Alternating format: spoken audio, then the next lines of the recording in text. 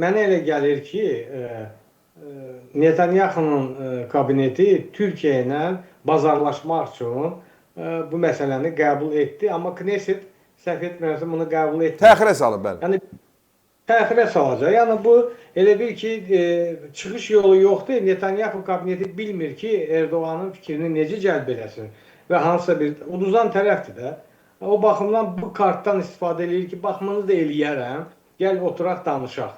Yəqin ki, hansısa bir danışıqlar gedir ki, ona görə də Knesset bunu dəfələrlə qalacaq və bu qəbul olunmayacaq.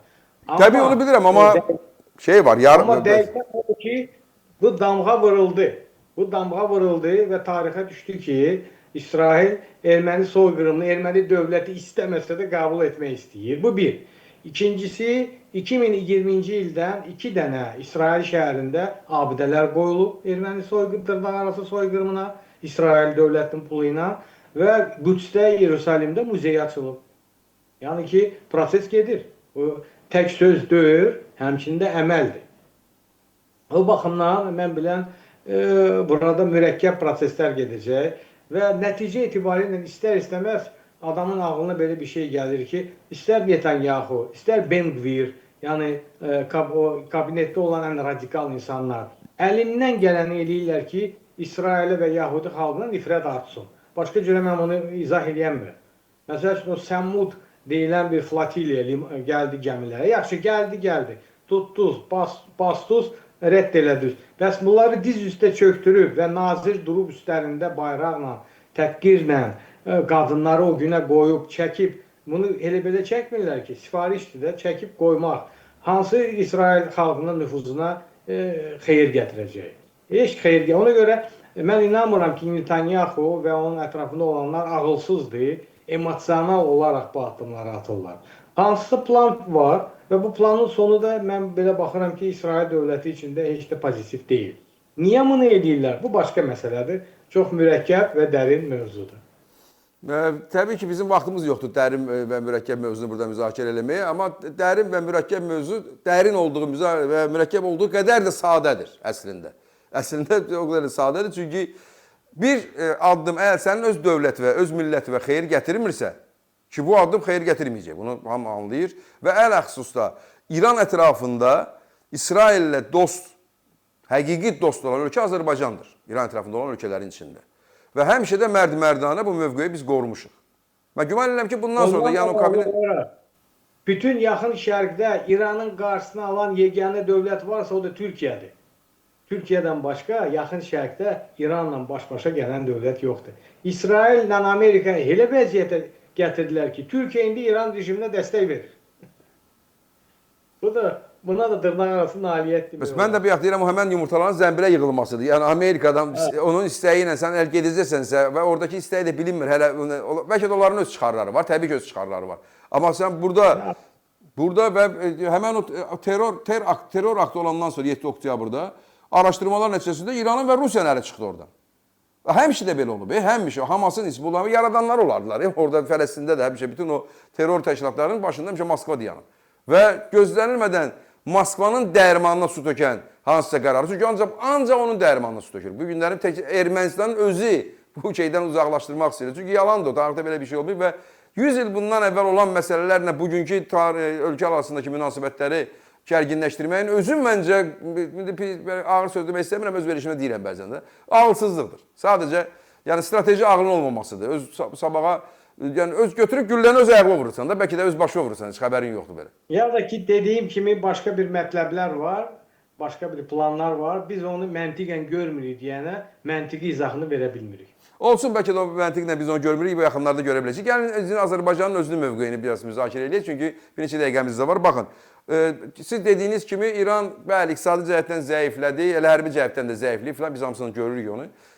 Türkiyədə görür, hamı görür onu. Amma məğlub adını qazanmadı və burada əməlli başlı bölünmə getdi. Ərəb ölkələrin arasında da bir bölünmə getdi. Artıq status da dəyişir. İsrail gündən günə təbii ki, İranın əsas rəqibi olmayacaq. Bəyək dediyiniz kimi başqa rəqiblər çıxartır. Və biz, İran bizə qarşı nə münasibətdə olacaq bundan sonra sizcə? Çünki bizim orada hörmət elədiyimiz Pezeşkan... Kəbran bəy, bayaq dediyimiz kimi bizə qarşı ən böyük nifrət bəsləyən İran rejiminin rəhbərliyi hamısı məhv olub. Axırıncısı da Larinjani idi. Azərbaycana qarşı nifrət projesinin müəllifi, ermənilərə dəstək vermək, Rusiya ilə əlbir olaraq Azərbaycanı sıxmaq, Gürcüstanda yaşayan Azərbaycanlıları dini radikala çevirmək, bu layihələrin müəllifi Larinjani idi. Onu da Rizvan bəy, indi yerinə gələn gənc sepahçılar, sizcə onların davamçıları deyilmi? Onlardan da radikaldılar. Onlar, deməli, dəyişən nisbət nədir? Dəyişən odur ki, Təbriz və Təbrizlilər daha böyük nüfuz qazandı. Yəni, vəzifəyə gedən əksər şəxslərin böyük bir qismi başda elə prezident olaraq Təbrizlidirlər. Yəni, bu İran içində də qruplaşmalar var da, İran hakimiyyətinin də içində qruplaşmalar var və dediyim kimi bunlar daha konstruktivdir. Qalibov gəldi Azərbaycana, bəzi təkliflər etdi, reallığı qəbul etdi, regional geosiyasi reallığı. Yəni, bunların belə bir plan, o plan var idi, o plan da onlarla getdi o dünyaya. Birinci də kimi o dünyaya göndərdilər, yadınızdadırsa 2020-ci ildə Qasım Süleymani, elə Trump'ın son günləri idi hakimiyyətdə, elə o vaxtdan da son olaraq bu ilin fevral, martında əksər ən mühüm figurlar hamısı o dünyaya göndərildi. Yəni o daşıyıcı nasitil deyirlər də, o planın daşıyıcıları qalmayıb. Yeni gələnlər isə başqa cürə baxır. Ona görə ki, indi İran üçün ən real təhdid Fars körfəzi istiqamətidir. Fars körfəzinin ətrafında mobilizə etməlidir İran bütün güclərini. Bunun üçün də Azərbaycanla, Türkiyə ilə normal münasibət bəsləməlidir ki, biz bunun üçün arxa cəbhəyik. Burada normal vəziyyət olmalıdır İran üçün ki, İran gücünü mobilizə etsin Fars körfəzi istiqamətində. Dəyişən nisbət budur və bu reallığı mən bilən həm İran hakimiyyəti anlayır, həm də ki, dediyim kimi İran hakimiyyətinin içində Təbrizlilərin nüfuzu daha çox olub və sözləri daha keçərli deyildi. Yəni bundan sonra siz deyirsiniz ki, Zəngəzur keçidində bizim o yola belə təkidlə qırmızı xətt deməyəcəklər. Mən bilən yavaş-yavaş deməyək, biraz onları qıcıqlandıran Trump sözüdür, Trip koridorudur. Onu da biraz yumuşaltdı. Avropadan gələn von der Leyen, komissar von der Leyen gəldi, Avropa İttifaqının rəhbəri və dedi ki, bütün o yolun maliyyəsini Avropa İttifaqı verməyə hazırdır. Azərbaycanda, Bakıda çıxışında, dedi, hətta Naxçıvanda da yolların rekonstruksiyası, tikilməsi falanı hamısını Avropa maliyyələşdirməklə dəstək verə bilər. Bu, belə deyək, İran üçün daha məqbuldur. Biz bilirik ki, İranın ənənəvi isti münasibətləri var həm Fransa ilə, həm Almaniya ilə və Avropa İttifaqının da lokomotivi bu iki ölkədir. Əgər bunlar, von der Leyen getdi İrəvana, orada da buna bənzər bir çıxışlar etdi. Yəni, mən bilən daha yumuşaldıcı bu formada İran üçün Zəngəzur yolu məqbul olacaq. Yəni, onlar razılıq verəcəklər. Mən təbii ki, sizin optimizminizə sevgi ilə yanaşıram, hörmətlə yanaşıram. Amma İranın məncə mənə görə özünün siyasəti və öz xətti var. Güman etmirəm ki, mən düşüncəmə görə, güman etmirəm ki, yerinə gələn sepahçılar və digərləri hansısa başqa düşüncələr. Amma onunla razıyam ki, Təbriz gücü və Təbriz intellekti orada yüksəlişdədir və təkcə vəzifələrdə deyil. Xalqın da içində çox böyük dəyişikliklər var. Amma bu dəyişikliklər bizim üçün o vaxt önəmli olacaq ki, orada bizim dilimizdə məktəb açılsın.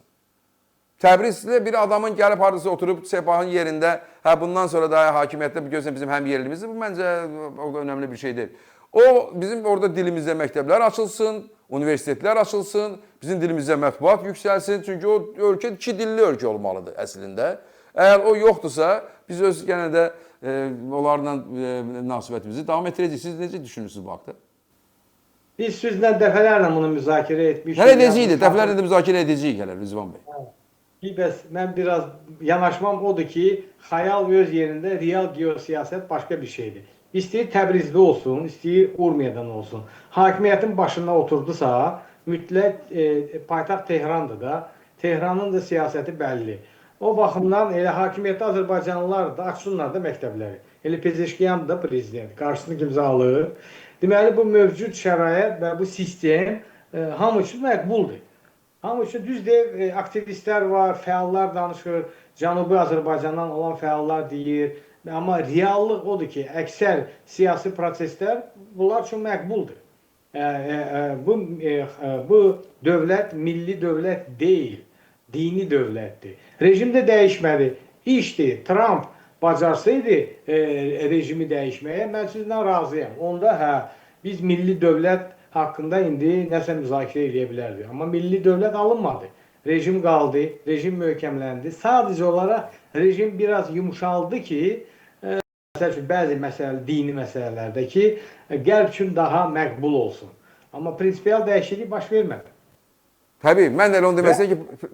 Amma mənim əsas məsələni deyim, Amerika zərbələri endirəndə İsraillə İrana, İranda hamı qaçdı, gizləndi yerin altına. Satqın çıxdı. Farslar da, o birisi millətlər də çıxdı küçələrə, qərbə dəstək, mitinqlər. Yeganə hakimiyyətə sahib çıxan Azərbaycanlılar oldu.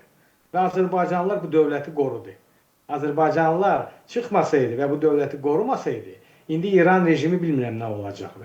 Ona görə biz təxmin elədiyimiz bir başqa şeydir, amma real siyasi düzen biraz başqa cürədir.